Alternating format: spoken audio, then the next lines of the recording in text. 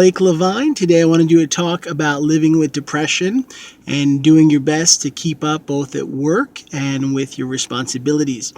So the first thing I've learned about anyone facing depression is it can be an extremely hard and long road. Even if you do the right things to get yourself stable, there can be times where you start to slip back into a depression.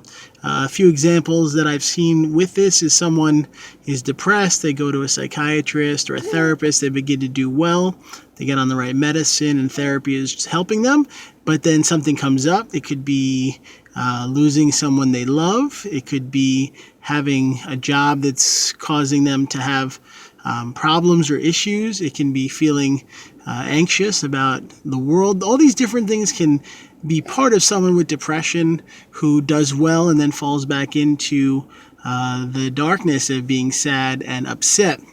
And what I have found is that it takes a long road to really get into living your best possible life. And in my own experience having bipolar disorder, and there have been times where I have been depressed, I've had to tell myself that I have to do things one day at a time.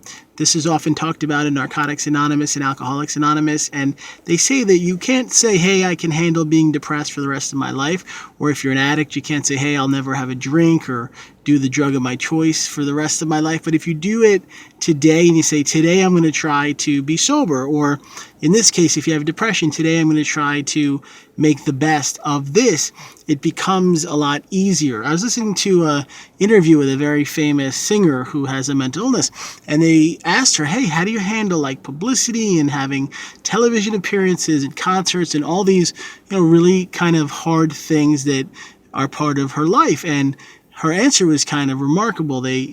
She responded that she doesn't say, hey, I have 100 things I have to do this month. Each day, the people that work with her say, hey, you have to do this, write down. Then she finishes that, and then next they say, hey, you have to do this. And instead of saying, wow, there's 800 things to do, she says, okay, this is what I have to do at this moment.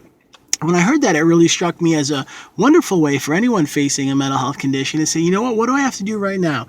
So in my own life, I was just at the park with my son and was focusing on him, and he was playing with some other kids, and I was making sure he was safe and, playing appropriately, and that was then.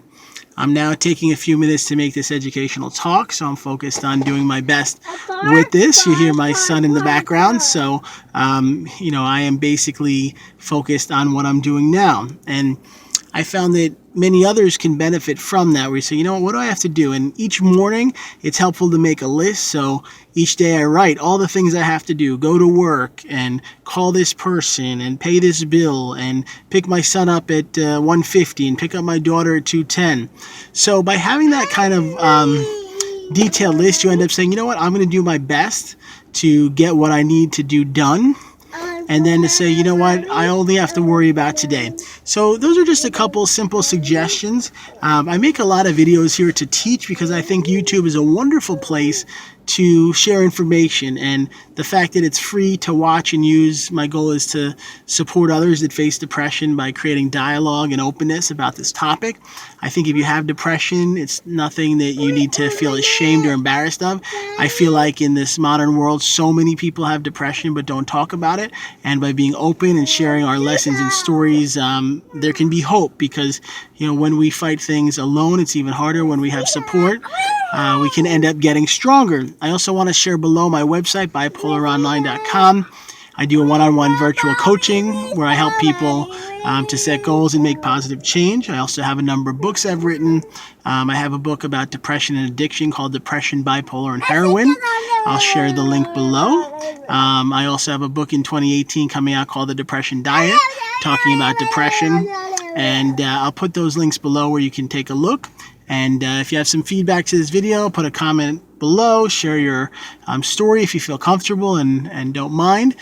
Put a like and subscribe, and be sure to check back, because there's a lot of education offered here. And I really appreciate you taking some time, and wish you a blessed, happy, joyous day.